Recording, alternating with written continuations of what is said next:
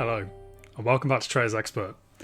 I just thought today it'd be interesting just to have a look at the entire series as a whole, now that the dust has settled since the final on Friday, and just kind of analyse a few things, go over some news that's kind of come in since the final came out, and yeah, just kind of talk about the series as a whole.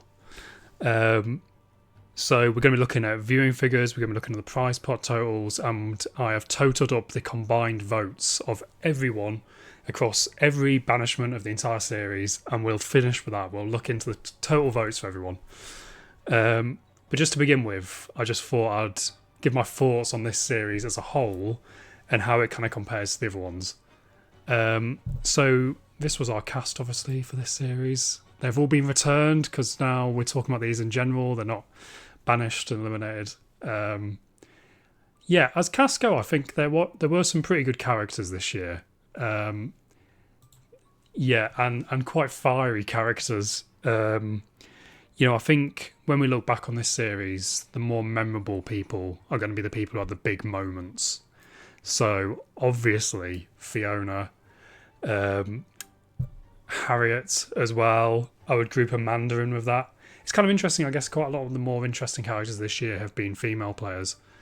They've definitely kind of dominated the show. And some of the male characters haven't been as interesting. But even then, there's been some fun people, like James, I think, was fun. Faraz was fun. Obviously, our two winners, I think, were entertaining players.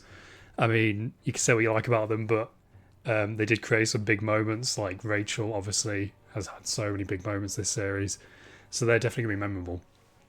But yeah, I think in terms of people that will stick in the memory, definitely Fiona, Harriet. Yeah, we've had some really big dramatic moments and big arguments actually this year compared to some other years. Obviously, yeah, the Harriet moment with the confession booth, and Fiona accusing Rachel of being a traitor in front of her face, in front of everyone.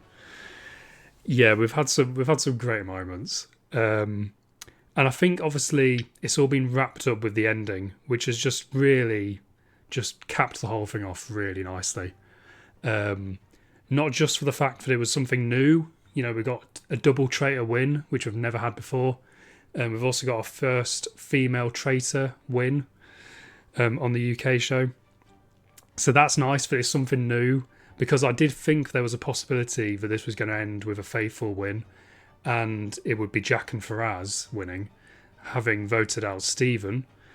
Obviously that didn't happen. Jack and Faraz's alliance just broke down. They needed to vote together and it didn't happen. I think Jack and Faraz winning, they're nice people and stuff, but I think that would have been a less exciting ending.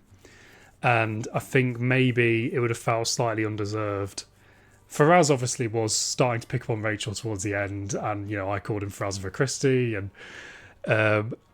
he maybe would have been a bit more deserving, but I don't know if Jack really did an awful lot for the win. No offence to him. Whereas like Stephen and Rachel in comparison, you've got to admit, like, they deserve to win by the end of this. Like, there was definitely some luck on their side. There was the Chester chance, which if that had gone the other way, I mean, that would have been a very interesting end result if we'd see what happened the other way around.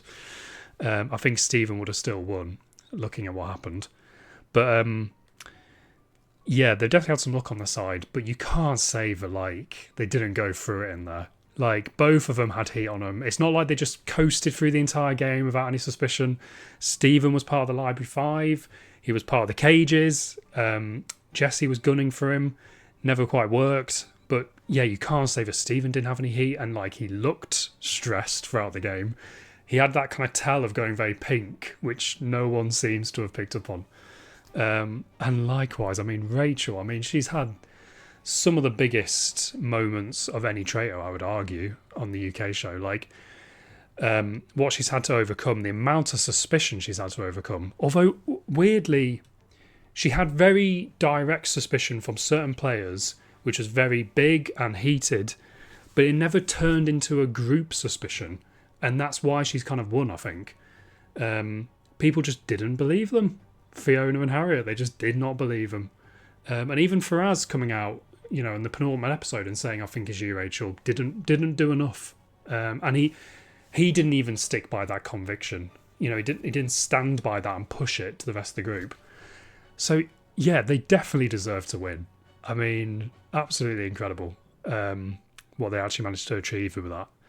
And I think that's why it was such a kind of like, for me at least, a heartwarming ending, because you're like, oh my god, these people, they've actually like battled through this show and they've got to the end together.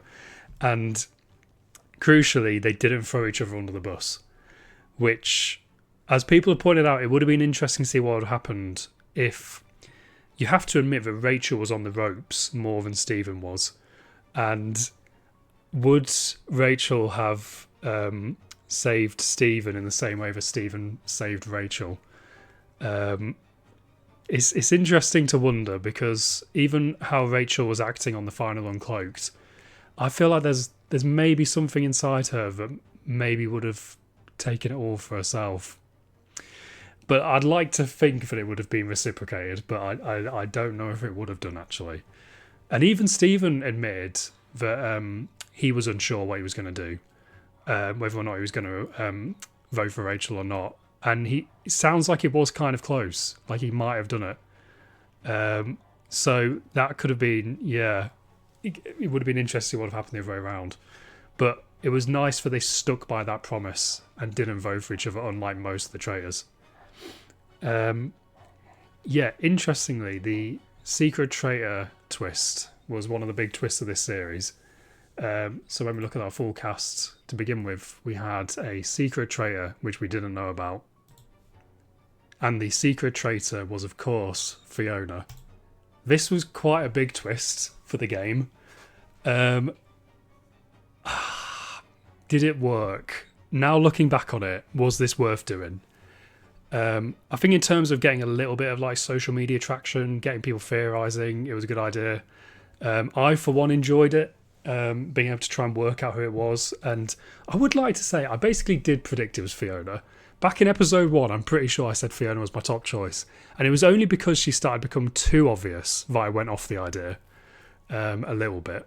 But she was still definitely my top 3 by the time we like got to the reveal. Yeah, I think the producers have a little bit of like sitting back and analysing to do with this. Like, did this actually work?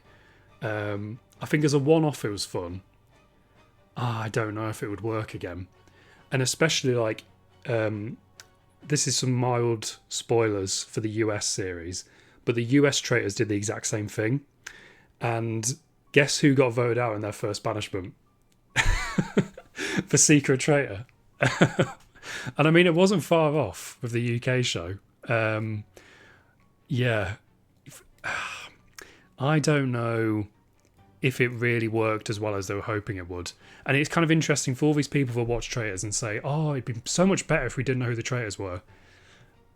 I think this is kind of proven that that's not true. Because, say Fiona and Rachel's big blow-up, if you didn't know that Fiona was also a traitor, and Fiona knew that Rachel was a traitor, I don't know if that argument would have been as exciting as it was. I think part of the reason it was so exciting was it was a traitor going on another traitor, and you know that they're both traitors, so it makes it so much worse. If it was one faithful going after another faithful in the exact same way, it might have been fun, but it didn't have the same drama of that moment. And because you also know that Stephen is a traitor, his reaction, which many people have spoken about, his reaction to them two fighting across the kitchen is hilarious, because you can see how panicked he is and how terrified he is, and he's just thinking in his head like, oh my god, this is the entire game ruined. Like, because he knows the traitors and we know he's a traitor. If they were all just random people that we didn't know were all traitors, they were just random contestants and we don't know the traitors, it would have just been like a fight between two people, which, I don't know, didn't really have any weight. And also Stephen's reaction, he would just look like a scared faithful. We wouldn't know that he's scared because he knows that these two are both traitors and they're exposing themselves in front of everyone. So that drama of that moment is only good because we know the traitors, because we know they're betraying each other. If you didn't know, it wouldn't be as exciting. So, yeah, I think this is kind of proven that it is better if you know who the traitors are, and it is more exciting. But this was like the best way they could have done it, having one secret fourth traitor. And And I think it kind of worked. It was kind of fun because it was Fiona, and Fiona was a fun character, and then we had the big fight.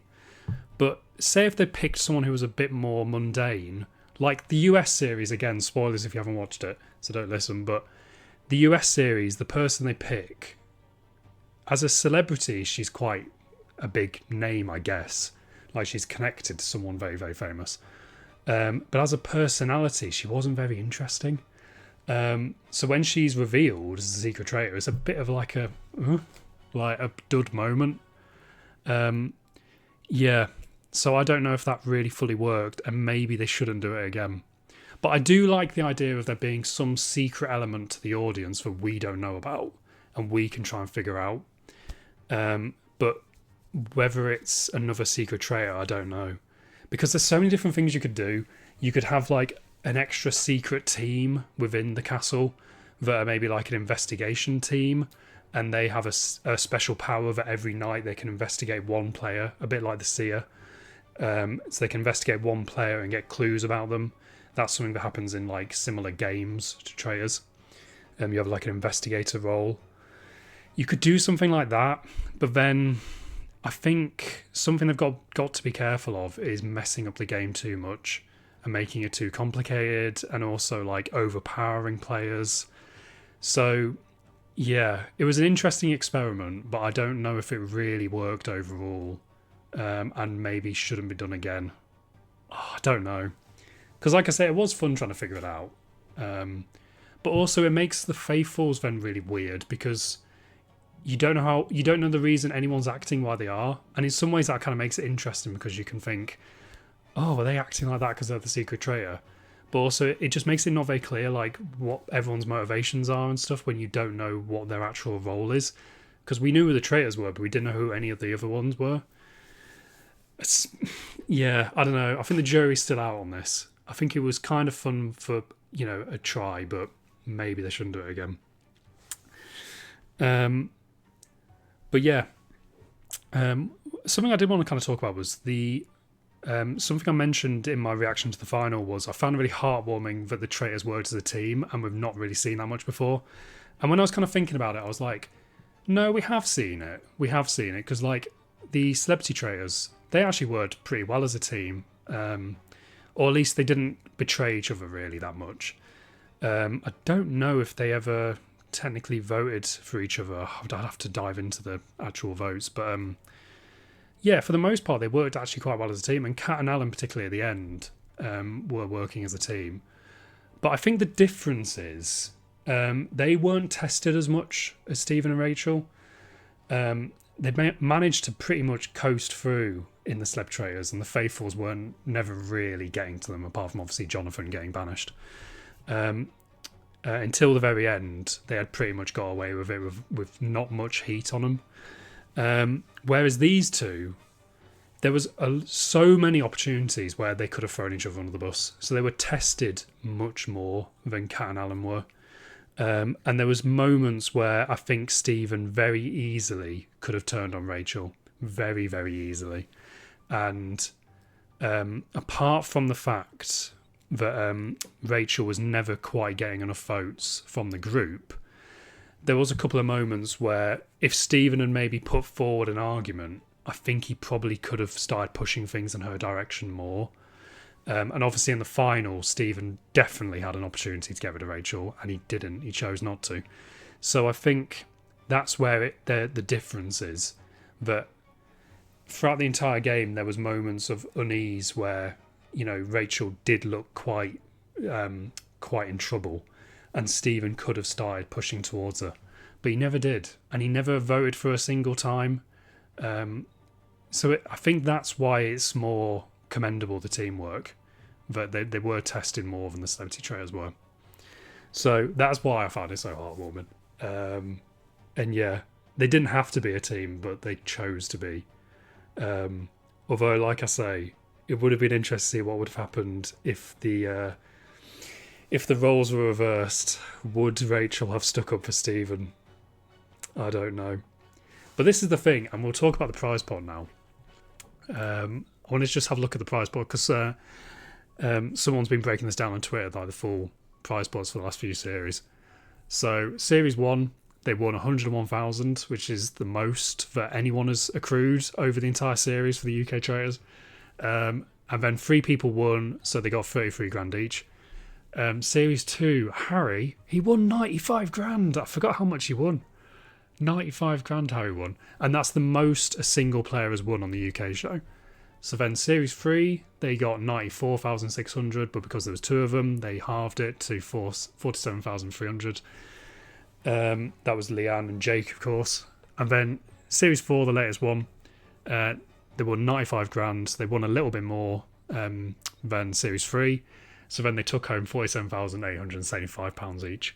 Celebrity Traitors, they only won 87,500. So they must have, something must have gone a bit wrong in their tasks a little bit. But obviously that went to charity. So 47,875 each for Stephen and Rachel, which, like, this is what I was kind of thinking. Like, I think I mentioned it in the final reaction. Yes, Stephen could have taken the full prize pot. He could have doubled that. But I think the act of sticking up for his fellow traitor will do him good in the long run. And the sort of like thing they don't talk about, and obviously they can't really talk about it, is that yes, you're winning this prize money. You're winning 47 grand each. But Stephen could have won 95,000. But there is now an ecosystem post Traitors that if you're on the show, you can enter this little ecosystem. You can appear on Uncloaked, you can get a radio show, you can appear on the One Show, you can go on the Wheel, Would I Lie to You? There's like a lot of doors that it's now opening up because it's so massive. So really, I know like £47,000 is a lot of money, but in the grand scheme of things, I think Stephen and Rachel can earn more than that over the long run. And by defending each other, they maybe make themselves more likeable and then therefore more likely to get offered, you know, guest appearances on the One Show and whatever that you can then get paid for.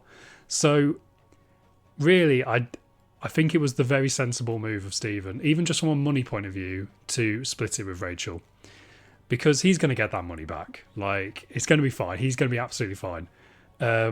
Which, by the way, I was sort of manipulated a little bit by Stephen in the final episode, because he was making out the like, oh, my family don't have a lot of money. He sort of came across that he needed the money, like he's never had a lot of money, which maybe that might be true of his family, but and at the time I said I can't remember what job he does, and I've found out he's a cybersecurity consultant. That's going to be well paid. He's going to be earning tons of money. So I feel like I'm a little bit manipulated by that. And I think Rachel's also probably earning a fair amount. So, yeah. But, I mean, obviously it's still nice to see they're relatively normal people compared to, like, the celebrity version, for example. You know, like Jonathan Ross is, like, an absolute millionaire. So, yeah, it's still nice to see them win the money. I don't, like, begrudge them that. But I do feel like I was a little bit manipulated by that. Because I think Stephen's probably doing all right as a cybersecurity consultant. But as I say, it's still heartwarming for the show to see him win. And it was something different seeing the first 2 traitor win and the first female traitor. So yeah, very good. But that's something else I want to talk about is the viewing figures. These are the total viewing figures for season 4. So it started off with 6.4 million for episode 1 on the overnight. These are the overnight figures, so it doesn't include iPlayer. Ended up with the final episode getting to 9.3 million people watching and a peak of 9.6 million. This is crazy. How much bigger the show's getting. Now, technically, the Celebrity Traitors still had more viewers. So the Celebrity Traitors, it started off with 6.1 million on the overnight figures. But the final of Celebrity Traitors on the overnight figures got 11.1 million. So, you know, a good over a million, like about 1.5 million more than the UK Traitors season 4 got. So it's kind of proven now that the Celebrity Traitors did do a lot better than Traitors, the civilian show. And some of those people haven't stuck around for the UK Traitors season 4. A massive amount of them have. and the viewing figures have gone up quite a lot compared to the previous seasons. So season 3, the finale, was 7.4 million on the overnight figures. So 7.4 million for episode 12 of season 3. Season 4, 9.3 million. So, a good, pretty much 2 million more people have watched the season 4 finale than watched the season 3 finale. And I think that is partly because of Celebrity Traitors. I think it's maybe had more of a mainstream appeal, especially because people know the cast. When we look at the Celebrity Traitors cast, these are all very well-known people. Stephen Fry. Stephen Fry. no, it's more than Stephen Fry.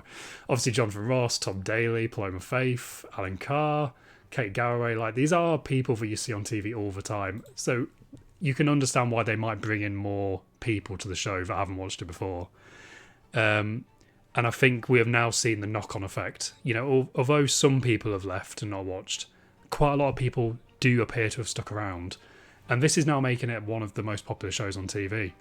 This final figure of 9.3 million, it's going to be the highest watched show of the year for quite a while, and probably will only be beaten by Celebrity Traitors Season 2. So Traitors is just ruling as the most watched thing on UK television right now. It's done phenomenally well. And like I said, it just keeps growing. I went back and had a look at Season 1's viewing figures, right? The first episode started off with 3.8 million. Which, to be fair, I think even at the time, that was pretty good. Terrestrial TV is in a bad state and less people are watching. So pretty much 4 million people watching a new show like that. Pretty good. But the final of Season 1 ended with 4.7 million. So it's over doubled since the final of Season 1 to Season 4. So it's just getting bigger and bigger and bigger. And how much bigger can it actually get? And is it now reaching its sort of peak and it maybe starts to go down? I don't know. I think there's still a little bit of room to go up. I think Celebrity Traitors Season 2, as I say, the Celebrity Traitors Season 1, the overnight figure was 11.1 million. I think we could hit 12. I think, depending on who they cast for Celebrity Traitors Season 2, we could hit 12 million for the final of that overnight. Obviously, the iPlayer figure, I think it rises to 15 million or something, Celebrity Traitors, for the final for that. And it will rise for the UK season. People will watch this after the fact. Probably another 3 or 4 million will be added to that 9 million.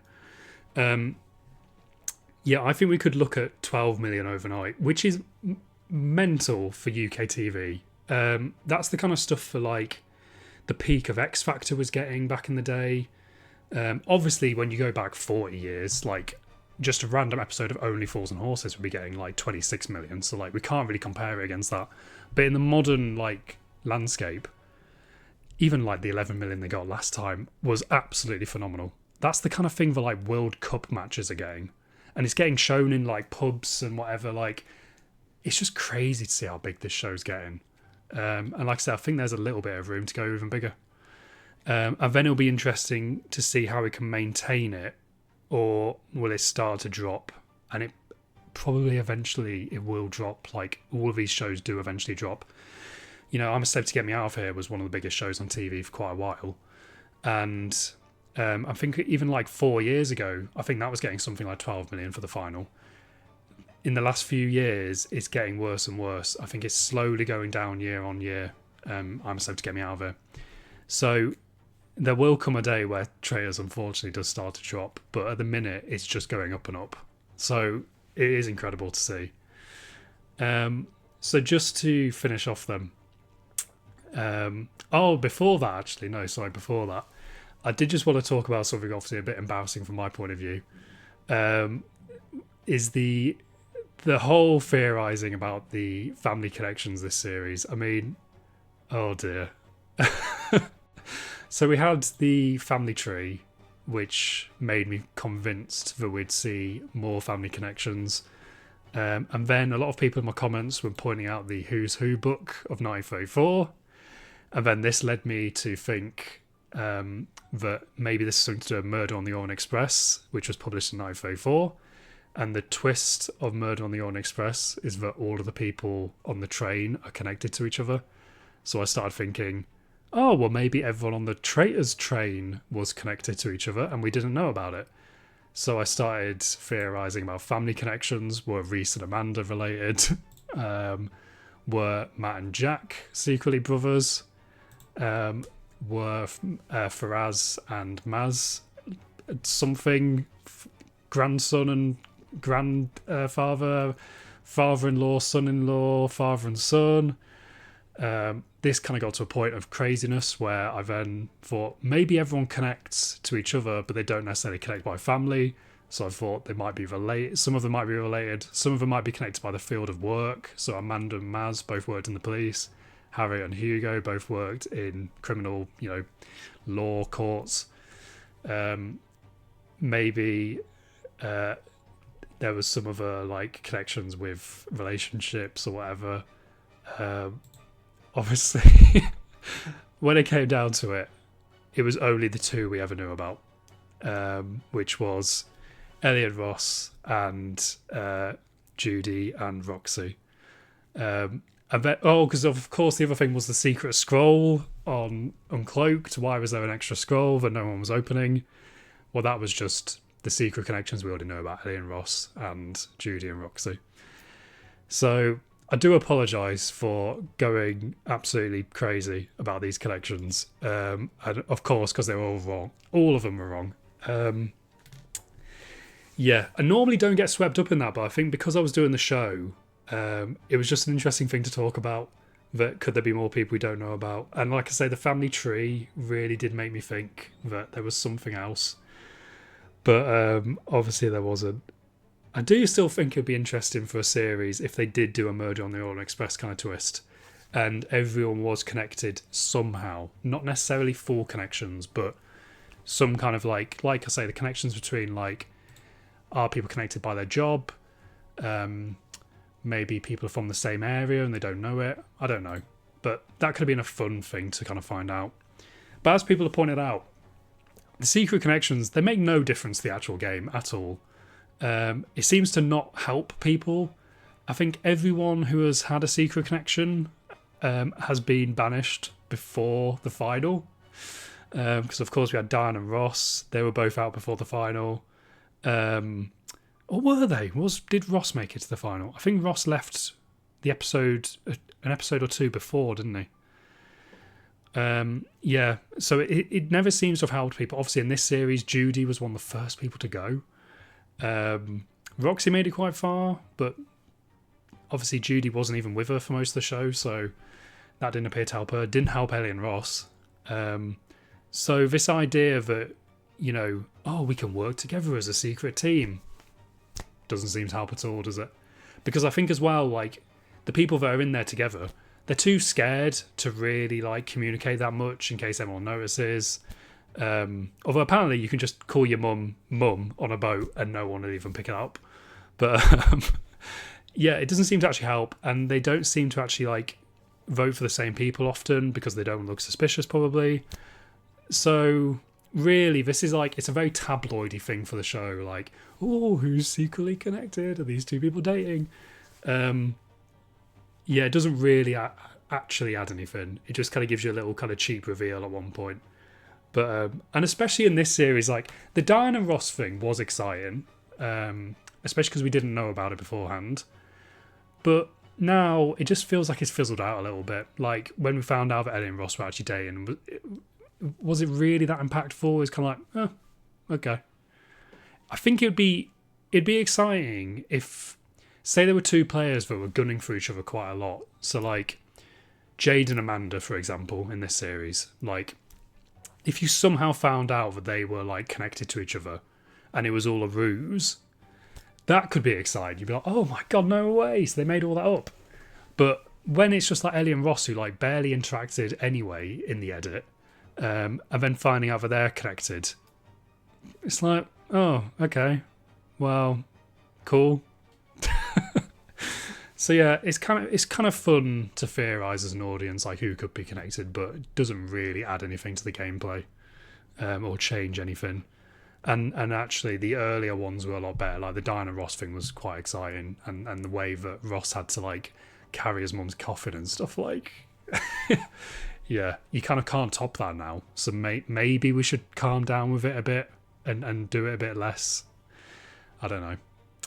But yeah, we'll just go into the total votes across the entire series. That has taken absolutely ages, I have to point out, to do this. So I hope people actually enjoy it. But yeah, so I've added up everyone's combined votes. I was doing this throughout the series, but I was only doing it for the people who remained in at that point. So now I've actually gone down through everyone. So even everyone who's got eliminated, everything. So these are the total votes. So the person who got the most votes overall this series is Judy. And she was the first person. She was the first person banished, and she got the most votes overall. Which says a lot about just how many people kind of jumped into that kind of like groupthink. So 16 votes for Judy. We then go to Sam, had 15 votes. Like I say, Sam, to me, like, I would have found him suspicious. He just seemed like he was kind of like a leader and confident, and I would have thought, oh, you could make a good traitor. So I can understand why Sam got 15 votes. And then Jade. I mean, this shows like why Jade was so emotional and stressed by the end of the series, and I think to some degree it was obviously definitely warranted. Like, she had a lot of heat on her, and when you look at these total votes, Jade is in third place with 14 votes across the entire series. So fair play to her. Like, she did come under a lot of heat, but considering she got 14 votes and they were kind of spread quite evenly across the series as well, considering she got that many votes, she did well to get to the final with 14 votes. So that says something to her as well, that like, even though certain people were suspicious of her, she was clearly, like, people liked her enough not to vote her out, and they didn't believe it enough to get rid of her. So yeah, I think she's done well, to be fair, looking at that. Reese was then in fourth place with 12 votes. Reese had got quite a lot of heat on him throughout the game. So it's not too surprising. But also he got a lot of votes the night that he had the Chest of Chance tie break with Amanda. So that's why he's kind of a bit higher up with 12. Harriet had 10 votes. She was in fifth. This brings up something that I find a very interesting pattern throughout this series, which is Harriet had no votes up until the night of her banishment. So she went from no votes at all across the entire series to 10 in one night, and she was gone. And that's an interesting pattern that carries on, because then when we look at the next person, which is Hugo. Do you remember Hugo? Feels like ages ago, doesn't it? Hugo got 10 votes in total, and he had no votes until the night of his banishment. Although technically now I've remembered, Hugo was only the second round table. Oh no, yeah, he was only the second round table. So that's not as impressive that he had no votes at all, because obviously there was only one round table before he was voted out. But still, to go from no votes at all to 10, and like I say, there was other people which we'll get to, which is kind of crazy. I can understand why Hugo got so many votes, by the way, because I think he would be naturally suspicious of him.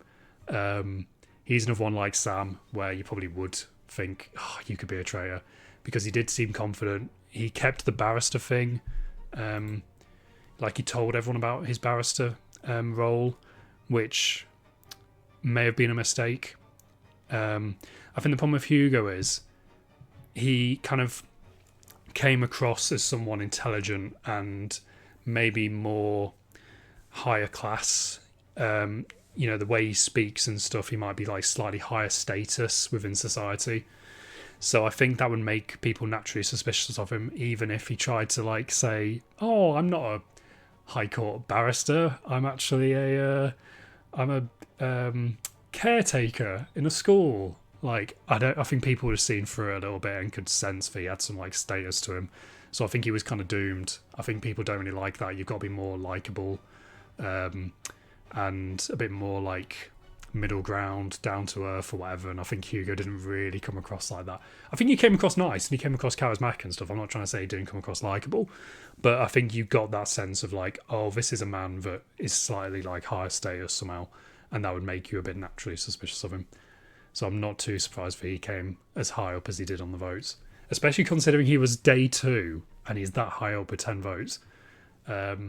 Matt was then at 10 votes. Not too surprised about that. He had a lot of suspicion of him towards the end of the game. James was tied on 10 votes.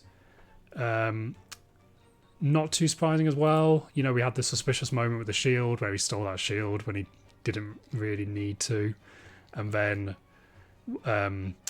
lied about it to begin with and then was honest about it and just didn't help himself. I mean, obviously he didn't help himself throughout by making himself seem a bit like jumpy and try to seem like he's deflecting from people and theorizing too much and stuff, so I'm not too surprised by that.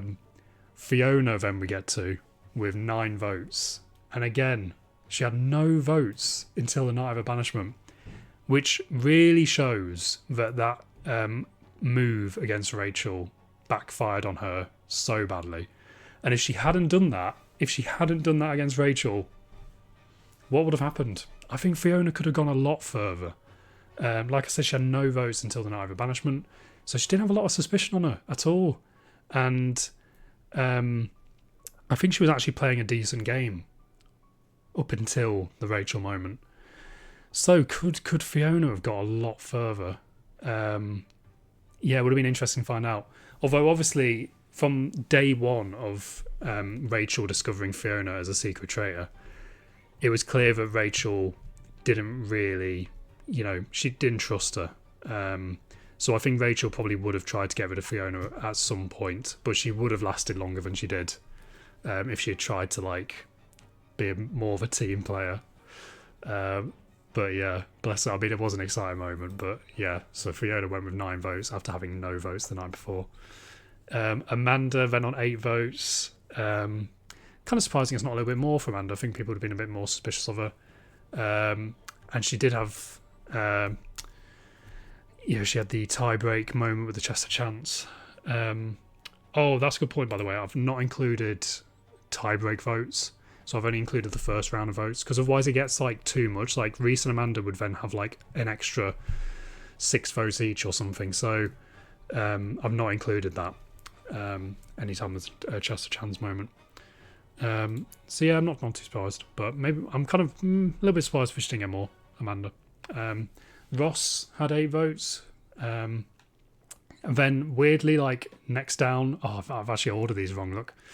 Oh dear, how's that happened? But Ellie also got 6 votes, which was enough to get her banished. Again, she hadn't had many votes up until her banishment. I think she had 1 or 2 though, so she didn't have 0 votes, but yeah, it kind of felt like her banishment kind of came out of nowhere a little bit, and I don't really understand quite why she left. But then, yeah, so joint with Ellie was Stephen on 6 votes. Sorry for the ordering here. Stephen had 6 votes. He did have heat on him. That's what I mean.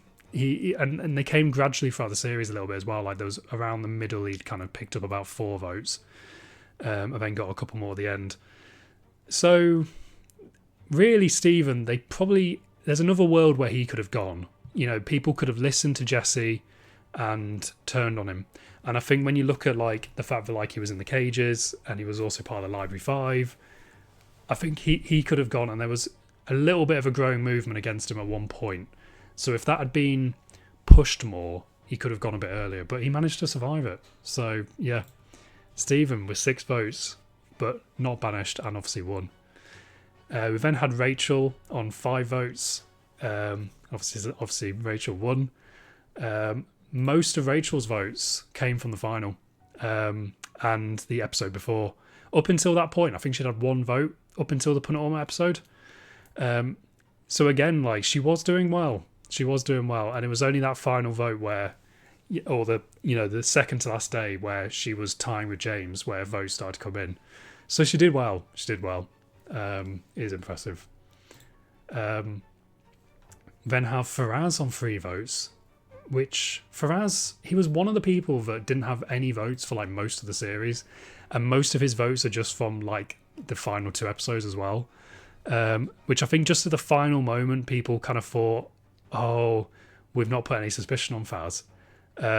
Like throughout this entire series he's kind of got away with barely any heat on him, and then I think at that point you would naturally question like, oh no, have we just been letting him get away with that? So I can kind of understand why he got some votes towards the end. But obviously his final votes were just part of... He was just the victim of Stephen and Rachel's strategy, you know, to get rid of Jade, then Faraz, and then Jack. So really, he did very, very well as a faithful. Jack only had 2 votes across the entire series, and Jack's 2 votes were only because of Stephen and Rachel voting him out at the end. So up until that point, he had no votes at all. So he was, again, as a faithful, he didn't have any suspicion on him, and he did well. As a TV character, maybe not the most entertaining. I'll just put it at that. But yeah, fair enough.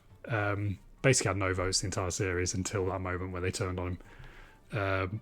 And have you seen these clips of Faraz and Jack's reaction to finding out the traitors?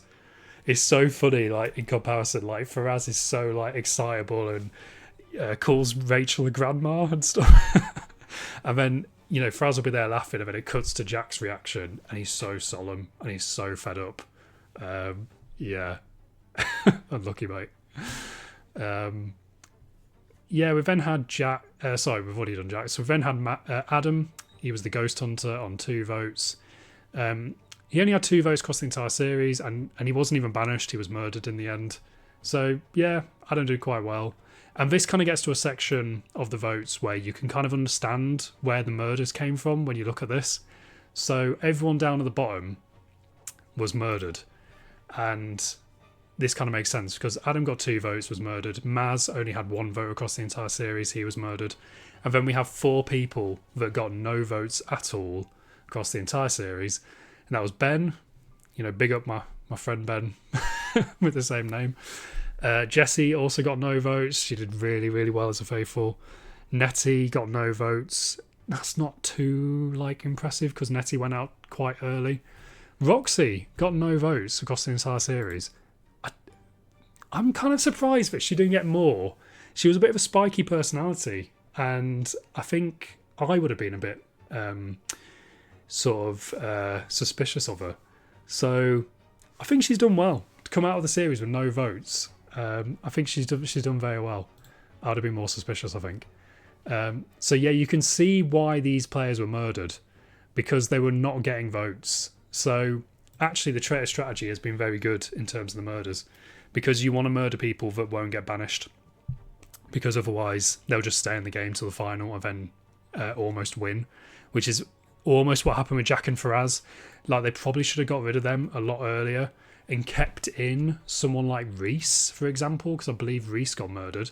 Look how high up Reese is. So 1, 2, 3, 4. Reese is the 4th highest votes across the series, and they chose to murder him.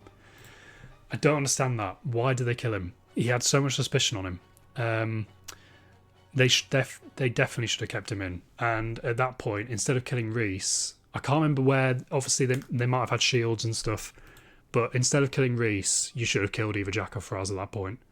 But yeah, apart from that, I mean, they murdered everyone who had basically no votes and very little votes. So the strategy was working. Yeah, it's impressive to see.